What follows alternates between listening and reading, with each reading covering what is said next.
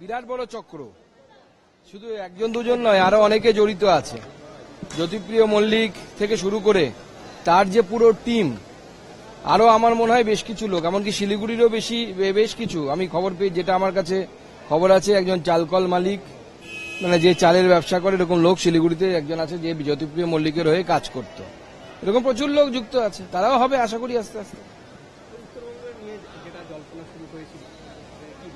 এখন ওই বিষয়ে কিছু বলবো না। আর দেখুন, এখন গোটা রাজ্যে ব্যবসা বাণিজ্য তো কিছু নেই, চাকরি বাকরিও নেই, শিল্পও নেই। এটাই এখন শিল্প হচ্ছে। একসময় আমরা অপহরণ সিনেমা দেখেছিলাম, বিহার নিয়ে তৈরি হয়েছিল।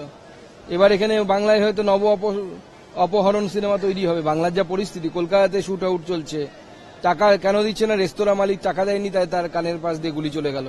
আসানসোলে হচ্ছে, দুদিন পর পশ্চিমবঙ্গের সব জায়গাতে হবে। আপনি টাকা দিন, টাকা দিলে পরে আপনি বাঁচবেন, না হলে আপনার কানের পাশ দিয়ে গুলি যাবে।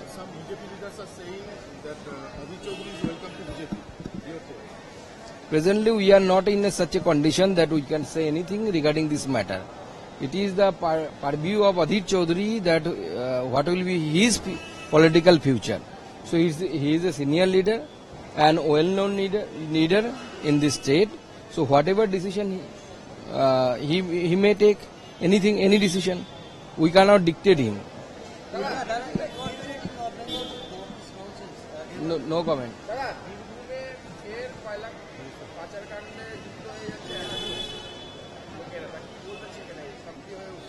দেখুন, তৃণমূল পয়সা কয়েল ছাড়া থাকতে পারবে না। মাছ যেমন জল ছাড়া বাঁচে না, তৃণমূল কালো পয়সা ছাড়া বাঁচে না। তো সেই পয়সার জন্য তো কয়লা লাগবে, আপনার গরু লাগবে, গরু পাচার, কয়লা পাচার। আমাদের আজকে এখানে কর্পোরেশনের ডেপুটেশন আছে, ঘেরাও আছে, আমাদের জেলা সভাপতির নেতৃত্বে করবে। আমি তো শুনে অবাক হয়ে যাচ্ছি যে ডেপুটি মেয়রের নাকি 1,500 কোটি টাকার সম্পত্তি, যেখানে টাকার অভাবে শিলিগুড়ি কর্পোরেশন কাজ করতে পারছে না নাকি, টাকা নেই নাকি? ডেপুটি মেয়রের 1,500 কোটি টাকার সম্পত্তি হয় কি করে?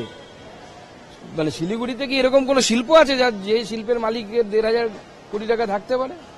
আমি মানে নিশ্চিতভাবে আমি নিশ্চিত যে এই টাকা জনগণের টাকা লুট করে খেয়েছে।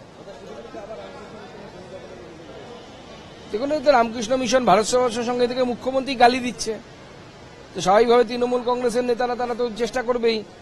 আর শিলিগুড়িতে জমি মানে এখন বুঝতেই পারছেন, সে কাওয়াখালী হোক বা অন্য কোনো জায়গা হোক, জমি মানে তো এখানে হীরের টুকরো। তো সেটা বিক্রি করার জন্য দখল করে হোক, যেভাবে হোক বিক্রি করে সেখানে পয়সা কামানোর চেষ্টা চলছে। লাস্ট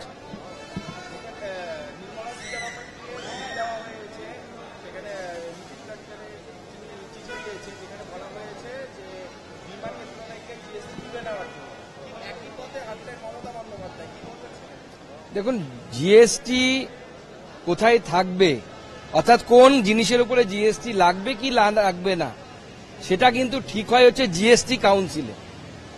এবং মমতা বন্দ্যোপাধ্যায় যেটা করছেন সেটা হচ্ছে নোংরা রাজনীতি করছেন। জিএসটি কাউন্সিল কাদের দ্বারা গঠিত? সমস্ত রাজ্যের অর্থমন্ত্রী এবং মুখ্যমন্ত্রীরা জিএসটি কাউন্সিলের সদস্য।